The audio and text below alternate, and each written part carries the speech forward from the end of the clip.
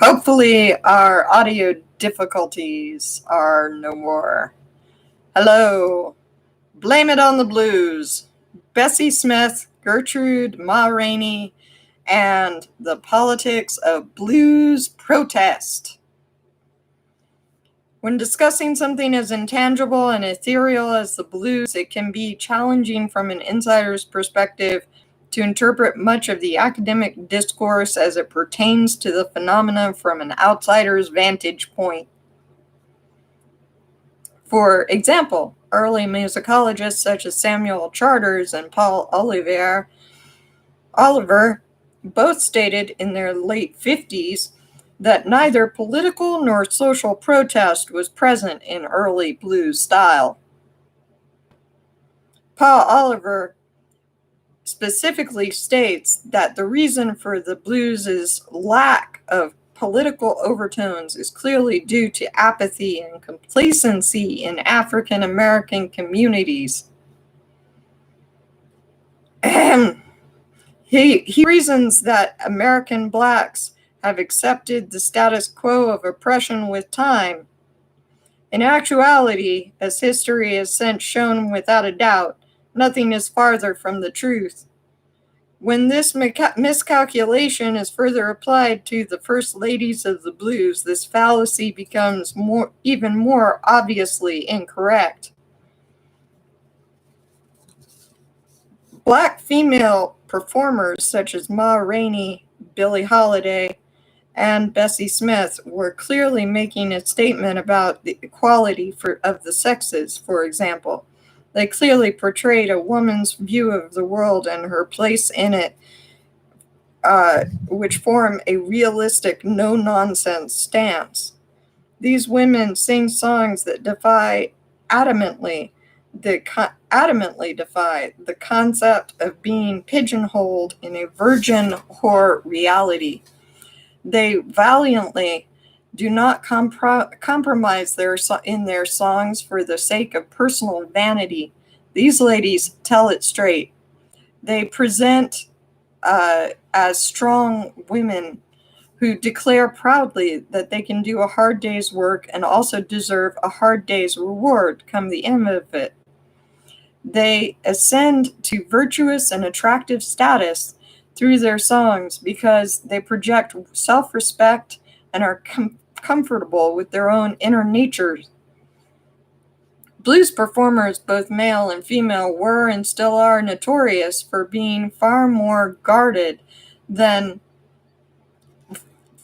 less guarded when performing in a recording studio where label bosses such as Frank Warner of Columbia Records' Race Albums division often censor any attempts on the artist's part towards radicalism.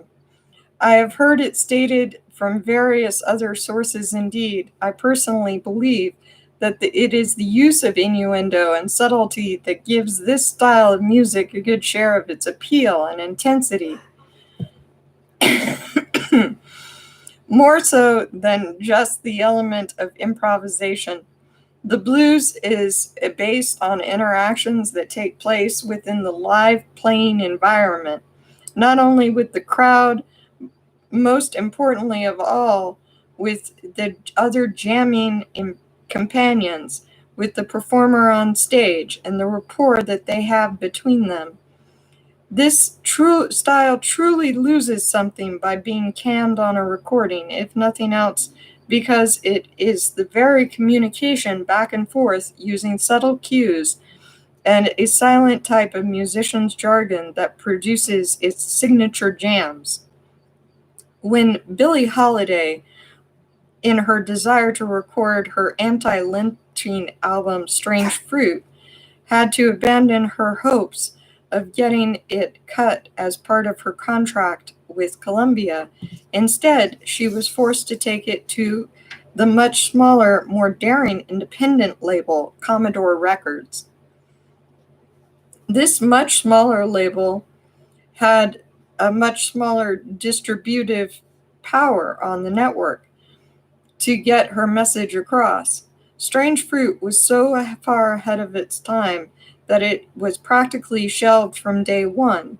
Yet today, this song has been adopted by people involved in the electronic music world as a kind of equality anthem.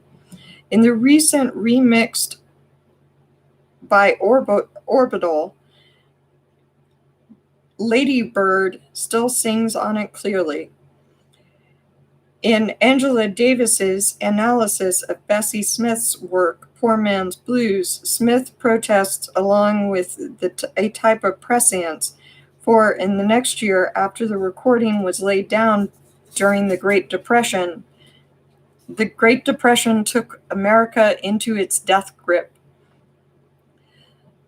Through this song, she portrays economic suffering in the overall, and notably makes no reference to race or creed, only to injustice. She adeptly points to the roots of crime with mercy for those who are driven to it, just as in Creedence Clearwater Revival's song Fortunate Son would several decades later. The Queen of the Blues asserts that it is the much poorer classes who have gone into battles throughout time. Disappointingly, the author once again goes back into the issue of race with the statement that there are many reasons, quote, Black people and other people of ethnic origin would fight for freedom and democracy, end quote.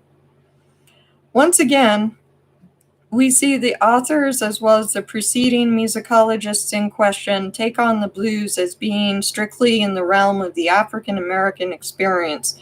The blues is, in my sworn opinion, a deeply felt and sacred human emotion that someone, regardless of creed, is paying attention to or not. It belongs to all of humanity and is felt most poignantly at times of great duress. Just as economic hardship and oppression is not proportioned out according to the tone of one's skin, so too is the ability to find salvation and nourishment in the philosophy of the blues not exclusive but inclusive. The blues is a gift to the peoples of the world from those artisans who did not have much to call their own, but their talents and their souls. The holy grail of the blues is this: take solace in your hard luck fate, because the people who've always known things to be just coming up roses think the world is going to end if a little bad luck befalls them.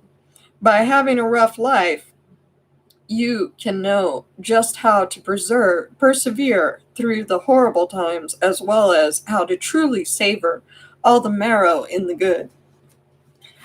So, thank you for listening to my little blues epitaph. I'm sorry I had to read all that stuff and then write all this stuff and hope that it got across in my very early writing. And if you saw me stumbling, that's where there were huge amounts that they wanted rewritten that the guy did not understand what I was trying to say in all of this after reading those.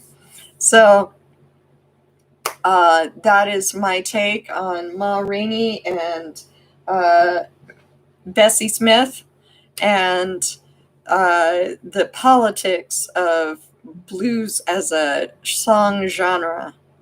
And I hope that you have enjoyed it somewhat. Thank you so much for being with me and for hearing all of this. And for Mystic Ashram, I'm Megan, signing off. Many blessings.